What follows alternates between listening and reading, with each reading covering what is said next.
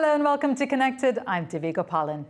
Today we continue talking about video games with Twitch co-founder Kevin Lin and filmmaker and retired pro gamer Jay Chern.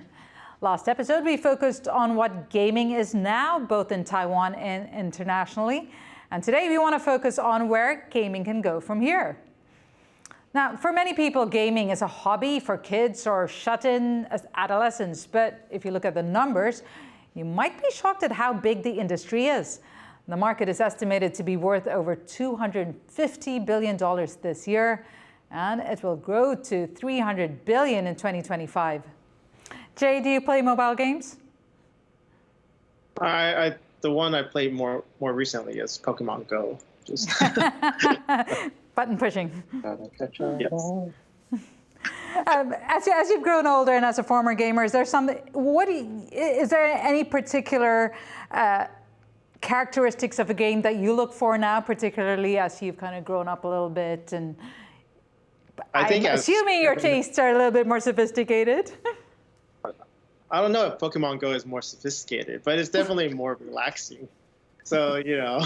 So you're looking for relaxing games now. Yeah, I mean, I think Kevin had a really good point about, I think when I was younger, trying to be like very competitive and if I'm playing in a group, like if I'm playing on an online server, I try to finish, top 2 or, top 5. Now it's just like, okay, if I can last, for maybe like 5-10 minutes and not like self-explode, I think it's pretty good. So it's definitely a different mentality now as far as how to game. And for me personally, if it's too much stress on, like normally, maybe it's because, I edit and I work in front of a computer a lot of times also. So if it's too difficult on the dexterity or if it's a lot of tapping or high stress, I'll probably play every once in a while, but definitely not every day. Definitely retired then. Speaking of your filmmaking, like I mentioned before, our guest Jay is not only a former pro gamer, but perhaps more importantly, an acclaimed filmmaker. So we asked him to show us a bit of what video games may look like in the future. Game begin.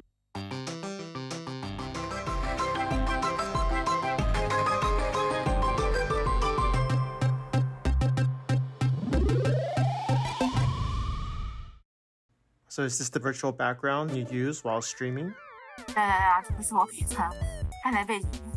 This is KSP, a popular VTuber, the term for a virtual streamer in Taiwan.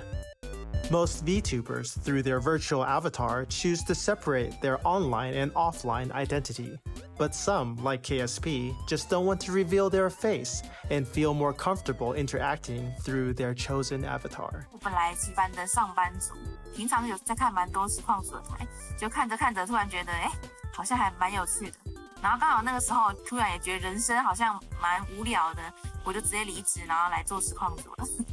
This is So Bad Rush, a retired pro gamer who now works for Twitch, the undisputed champion of video game streaming. 我觉得实况这个产业到现在已经在台湾已经慢慢变成一种陪伴的产业了。它有点不像是 YouTube， 我看你的影片就是10分钟、15分钟，对，了不起20分钟，对。可是当你在喜欢一个实况组，在看一个实况组的时候，在 Twitch 上面的实况组，它1个月的开台时数可能都是到了300个小时。我是什么都玩，其实Steam上面有时候出的一些小品游戏，我都会那种单机的小品我都会玩。这类的，就是从独立作品到合作游戏、单人、双人、恐怖游戏我会玩，射击游戏、动作游戏玩的蛮多的。目前最常玩的就是 Apex 类的，那之前有玩那个 Apex 是有跟观众一起玩，但我比较少会跟观众玩游戏。This is Maso, a game producer at Metatheory in Taipei, developing a new Web3 game called Dustbreakers. Dustbreakers Twilight Shift empowers players to have ownership over their own characters and items. The new game is also experimenting with players' actions, changing the outcome of the overarching story and narrative, making it unique to each and every player. Metatheory is also developing fun new tech for virtual streaming using iPhones and iPads to capture a streamer's movements and facial expressions. 想要当实况组的建议。我自己是觉得不要去太在意那个数字，数字很重要，钱也很重要，但是我觉得自己做的开心比较重要，因为当你不开心的时候，这些东西都不会有。这些东西很难看得到，你会得到你想要的。我觉得就是放宽心，就是做你自己想做的事情。这个是用爱发电的，然后不要去得失心太重吧。我自己是这样想的。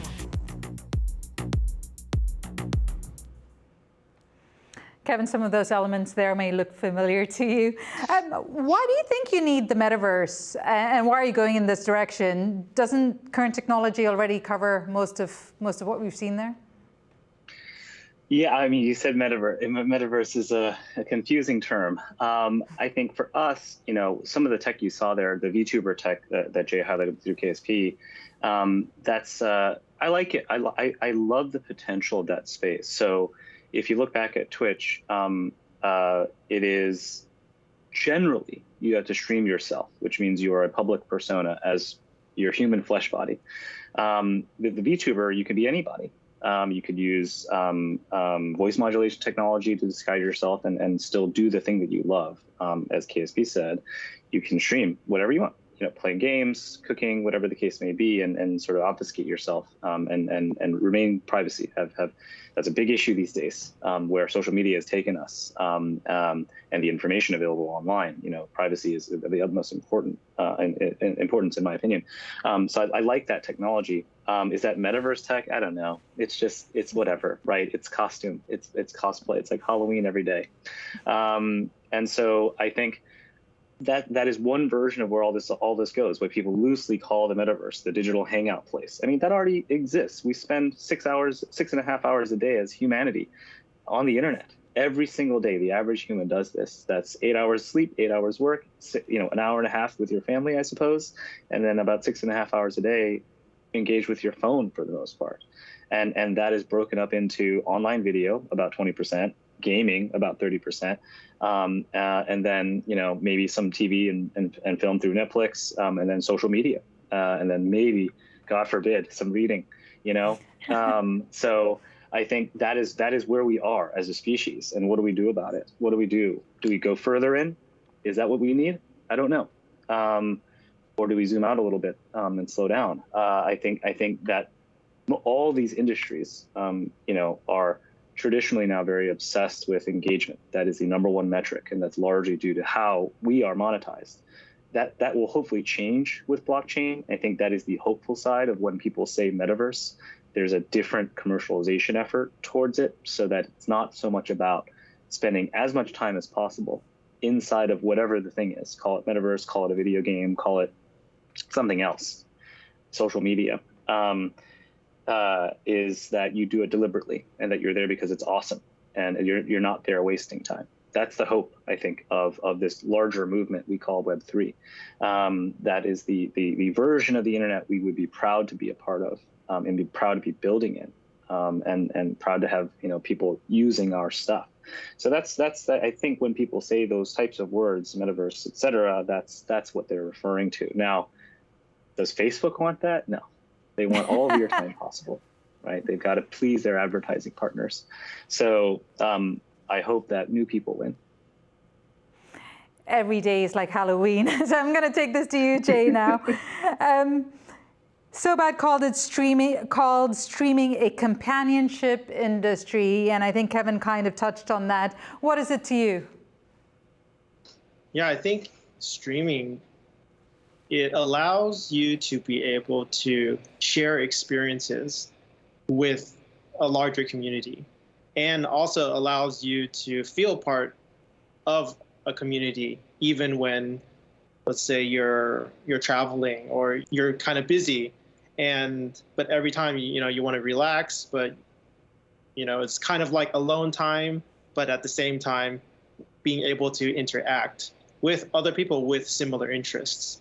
So I feel like that's so important, because at the end of the day, we're trying to find that connective tissue that, inspires us to, do better, to try to develop something or create a new idea.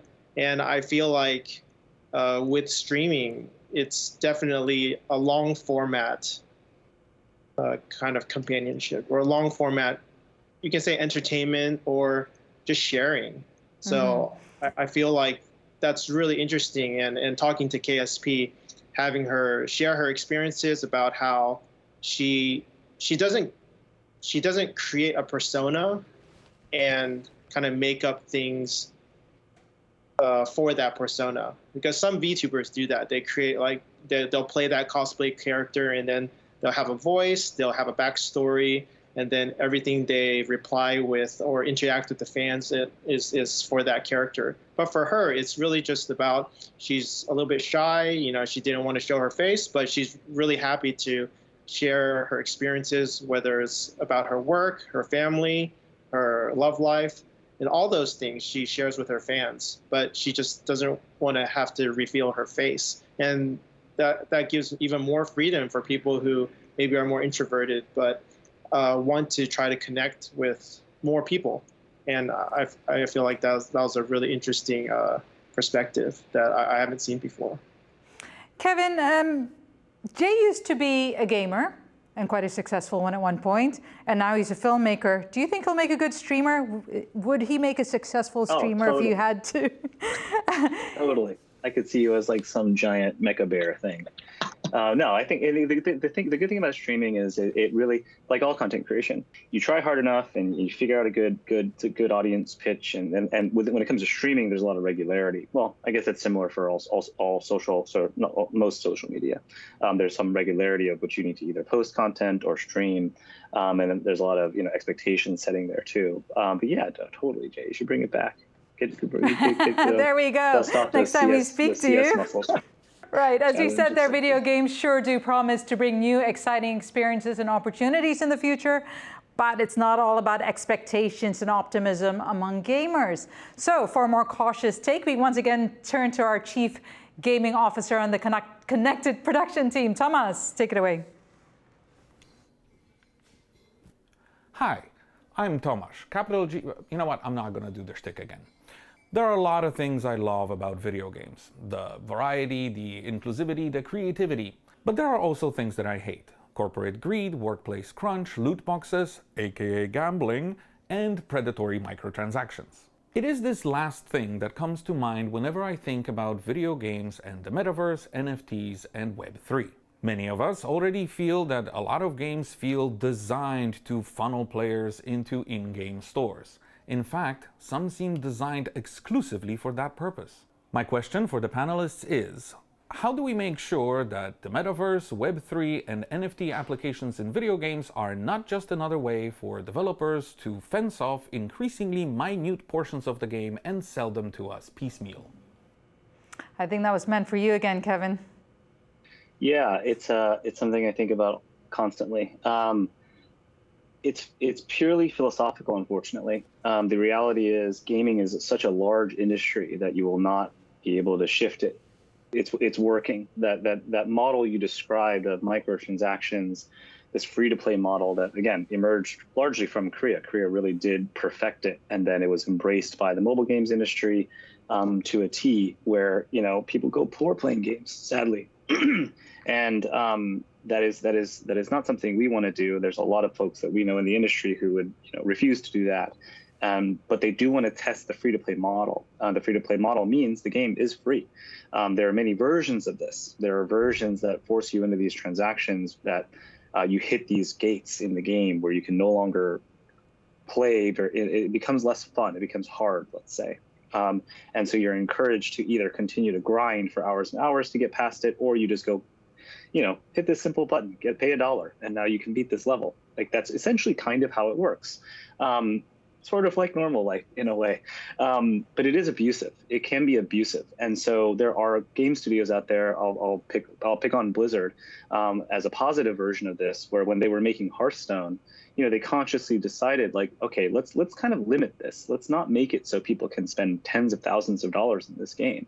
Let's make it so it's maybe, a couple $100 if you really want to. And there's actually no real reason to spend the money except for cosmetics. Fortnite is the same way. It's a free game. The whole game is free. You buy cosmetics at your choice. yes, it can run away. Could you spend thousands of dollars on cosmetics? Sure. But it's not likely because it's not tricking you into buying it. It's just marketing to you, just as you might buy a new Air Jordan or a new watch. It's the same idea. It's just cosmetic. There's no gameplay effect of what they sell you, and that is a more fair mechanism.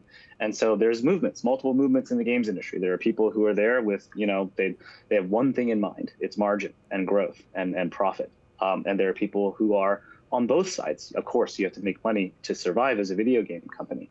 And so it's deciding what is a fair business model. And then there's the old school premium, which is still around. People still sell games for $60 on Steam. Of course, they want to continue to transact, so they might sell you additional stuff, what they call DLC, downloadable content over time, which is a relatively fair model. What people don't like, after free-to-play came out, the criticism on premium was basically, oh, they're making me pay $60 and it might be a crappy game.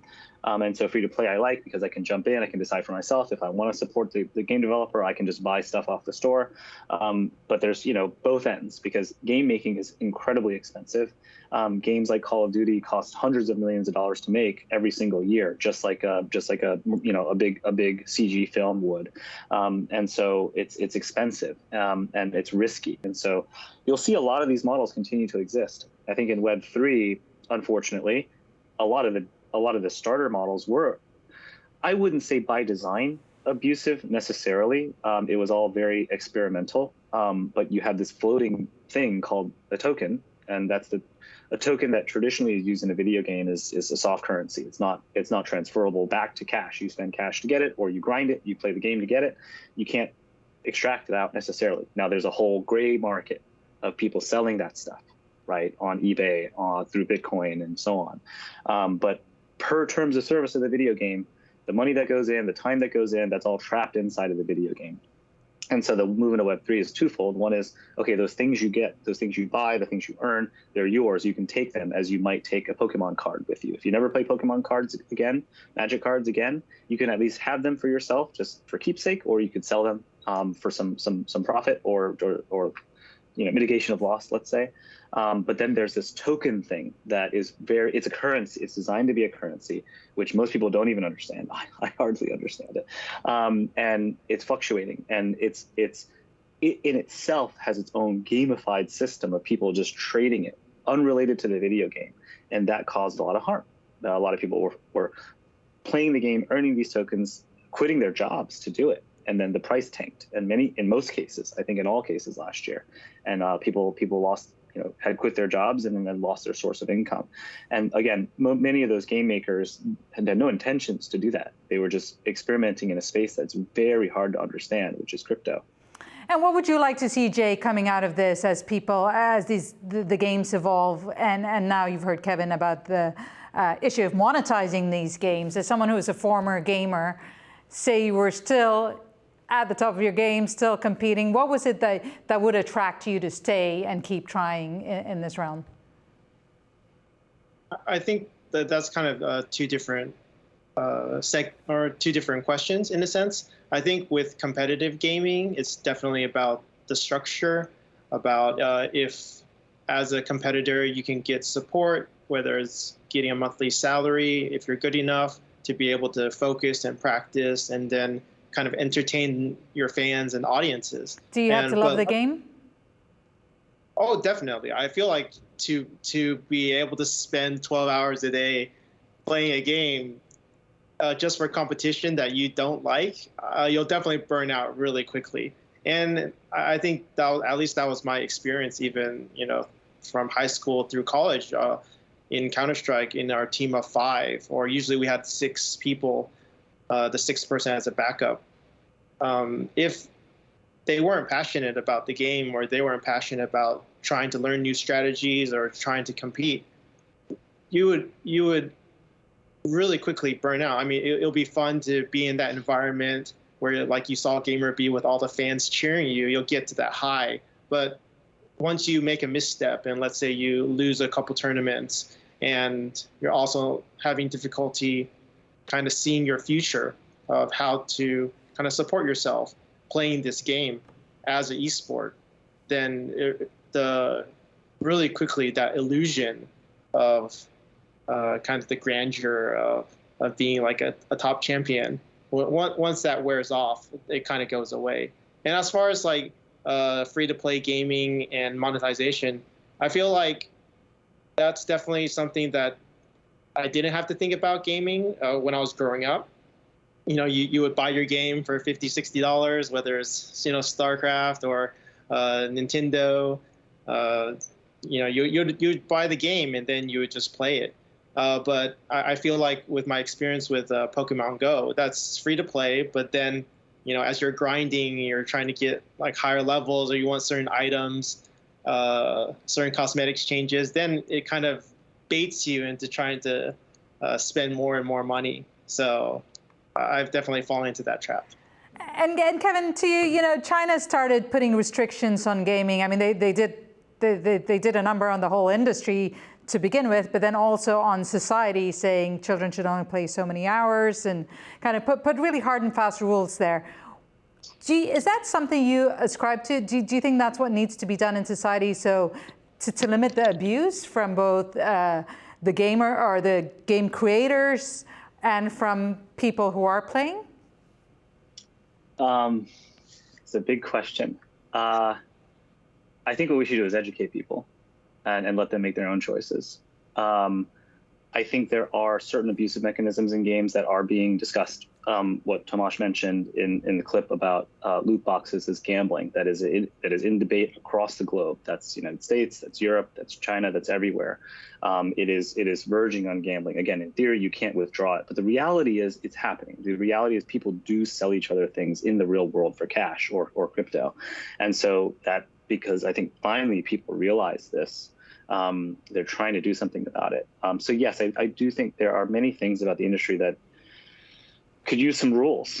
Ideally, the industry itself is self-regulating, but that's obviously not the case in every industry out there. There's always runaway. And so I think what China did is, on the outside looking in, feels onerous, feels kind of weird maybe to a Western audience.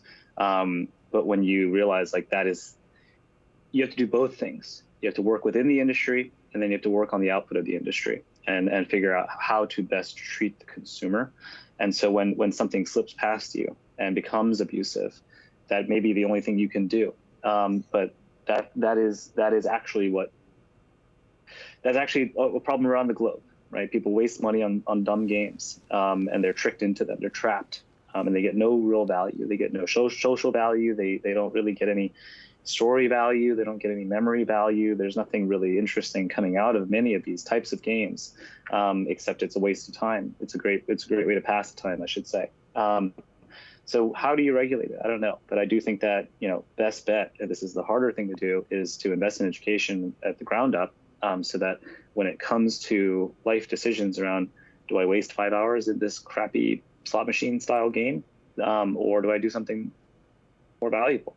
That's your choice, really, right? Do you choose to sit around and watch TV all day? Yeah, you could do that. That's your choice. Is that something that the rest of society might be like, well, why are you wasting your time? But at the end of the day, if people were just educated better, I think then they can make their own choices and know that by making the choice that they're doing, what the consequences might be for the rest of their life. Right. Before we go, I just want to ask you, I'm not your demographic at all. I don't think I am. What would you suggest that I should do, or I should start playing, or start thinking of? If you want to see one of the biggest games in the world and start to understand gamer mentality, I guess I have three recommendations. I would say Genshin Impact. I don't know what it's called in Taiwan, but it's a company called HoYoverse, MiHoYo, Chinese company. It's Japanese anime in style. It looks like Japanese anime, but it's actually a Chinese developer. It is a huge, beautifully designed open world MMO, thing. It's kind of many things. It unfortunately has a lot of the monetization mechanisms that Tomasz mentioned, but it's cool just to see what it's like, because that is one of the largest games in the world today. The other game, if you have a computer worth playing, is League of Legends. It's a great team-based competitive game to learn. It's still huge. And then I guess Minecraft. Minecraft is mobile. Minecraft is an amazing story in the games industry. It was made by one guy. eventually bought by Microsoft for a great deal for Microsoft. But it is still one of the largest, most influential games in the world, played by hundreds of millions of people every single month. It's got sort of like what's a good analogy? It's like Legos in a sense. You get materials and you build with your friends. And people build really elaborate, like you can see an entire, on one server, there's every single city, actually, I shouldn't say one server, but as an example, you can see all of Manhattan completely rebuilt inside of Minecraft. I am sold. And Jay, what do you suggest? Pokemon Go? No, don't play Pokemon. Don't follow. It is awesome though. Yes. It at least got people to go outside. Yeah. That's good. Yeah, I did walk a lot because of Pokemon. Because that's a plus. Yeah. I think you can, if you do want to try StarCraft 2, then we can play multiplayer, 2 against 2. Me and Kevin versus you and Tomas. All right. Why am I on the losing side? No. All right. Thank you so much to both my guests, Kevin Lin and Jay Chern, for shedding some light on the mega industry that is video games. Thank you so much for your time. And thank you to our viewers for your company. Thanks for watching Connected.